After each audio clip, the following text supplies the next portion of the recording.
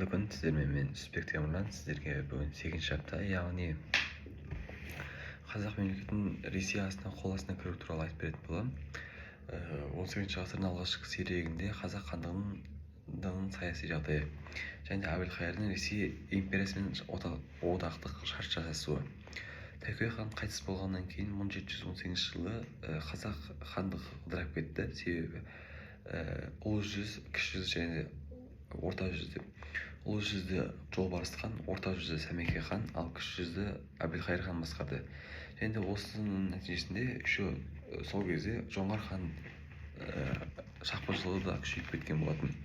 Және де 1723 және де 1727 жылдар аралығында Ақтауын шығырында Алқакөл Саламатты қазақ даласында ірі ауыр соққылар пайда болды. Және де осы соққылардан кейін қазақ 100 мыңнан астам әскерінен айырылған болатын. Енді осы қиын кезеңде кіші жүздің ханы Әбілқайыр хан елді қорғау мақсатын қорғауда белсенді рөл атқарады. Оның басшылығымен қазақ жасақтары Бұланды, Білеуді және де Аңырақай шайқастарында жоңғарларға қарсы жеңіске жетеді. Бірақ елдің ішкі жағдайы тұрақсыз болып қала берді. Сондықтан Әбілқайыр хан елді сақтау мақсатында Ресей империясымен одақ орнатуға шешім қабылдады. Оның мақсаты бойынша Ресейдің қолдауына сүйеніп, сыртқы жаудан қорғану және де елдегі тәртіпті орнату болды. Және де 1731 жылы Әбілқайыр хан Анна Иоанновнаға хат жолдады, яғни кіші жүз Ресейдің қамқорлығына, яғни протекторатқа алуын сұрады. Сол жылы патша үкіметі бұл өтінішті қабылдамады. Және де одан кейінгі тағы да хаттар жазып бастады. Және де 1931 жылы 19 ақпанда сол хатты Анна Иоанновна растады. Бірақтан одан кейін Тевкелек атты өзінің аудармасын қазақ еліне жіберді. Ол қазақ еліне жіберіп көктемнің аяқ жағына қарай қазақ елінде ант қабылдады. Яғни Майтөбе маңында 27 старшын және де онымен қоса Тевкелек және де тағы да басқа да старшындар бас аяғы 29 адам осы одақ жасасуға өзінің антын жасасқан болатын. Және де бізде келесі сұрақ әскери отарлық және де бекіністердің салынуы. 18-ші ғасырдың екінші жартысында Ресей империясы қазақ жеріне өзіне толық бағындыру мақсатында өзінің жаймендеп әскери отарлау және де бекіністер жүйесін салу болды. Бастапқыда Ресей қазақ даласында қорғаныс мақсатында бекініс тұрғызғандай болып көрінді. Алайда шын мәнінде бұл бекіністер қазақ жерін бақылауға алу, сауда жолдарын иемдену және жергілікті халықты өз билігіне бағындыру болды. Және де алғашқыда Еділ мен Жайық бойына және де батыс бөлігімізге бізге бекіністер салып басталды. Бірінші бекініс бұл бізде Омбы бекінісі 1716, Семей бекінісі 1718, Өскемен 1720, Орынбор бекінісі 1743, Петропавл бекінісі 1752 жыл сияқты әскери бекіністер салынып бастады.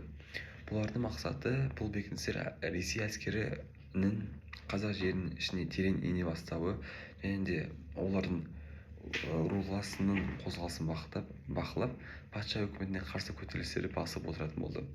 Және де бұл бекіністер салу арқылы және де қазақ жеріне біршама өтіп кеткен, мысалы 500 километрге дейін өтіп кеткен дейді. Себебі былай қарап тұрсақ, негізі картада жеріміз ойлы қырлы және де ерек болып жатқан, ал олар салынған бекіністерге қарайтын болсақ, тура болып тұр. Яғни олар біздің жерімізден ары қарай өтіп кету мақсатында әдейі сол бекіністерді қазақ жеріне тығыз әрі қатты жақындатып қойған. Одан кейінгі сұрақ бізде отарлық реформалар және Қазақстанға орыс шаруаларын қоныс аударту туралы. 19-шы ғасырдың екінші жартысынан бастап Ресей империясы қазақ жерін толық бағындырып, оның саяси және әкімшілік экономикалық құрылымын өз мүддесіне бейімдей бастады. және де алғашқы реформалар пайда болды 1822 жылы 1822 жылы реформа, және де 1824 жылы реформа, және де ең соңғы реформа 1767-68 жылғы реформалар. Жетісу мен Сырдария облыстарын басқару туралы ереже, Торғай, Орал, Ақмола және Семей облыстарын туралы ереже қабылдады. Бұл реформалар бойынша қазақ жері облыстарға, уездерге, болыстарға және ауылдарға бөлінді. Билік патшалық әкімшілікке өтті, ал жергілікті қазақ сұлтандары мен билері өз билігінен айырылды. Салық жүйесі енгізілді, халықтан жан басы салық жиналды. Бұл реформалардың мақсаты қазақ халқын толықтай ресейдің саяси жүйесіне бағындыру және қазақ жерін ресейліктерді қоныстандыруға ашу еді.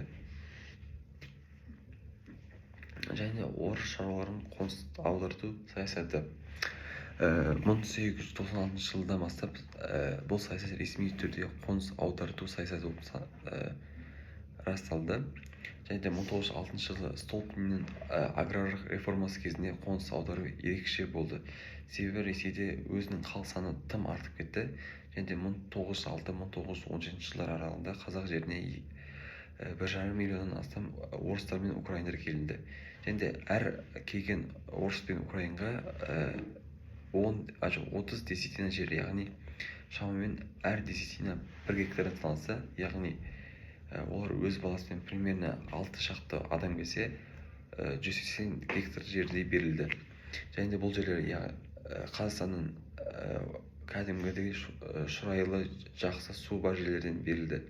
Ал сол жерде тұрған қазақтарды одан армен қуып жүрді, мысалы шөлейтті таулы жерлерге. Бұның салдарына тоқталатын болса, қазақ халқы жерінен дәстүрлі шаруашылығынан айырылды, әлеуметтік теңсіздік күшейді, яғни бұрындар қазақ саны көп болатын болса, қазір орыстар көбейіп кеткен болатын. Соның себептерінің бірі ұлт азаттық көтерілістің басталуы болды. Одан кейін мәдени ағартушылық және де отарлық қазақтарды шоқындыру және де орыстандыру саясаты.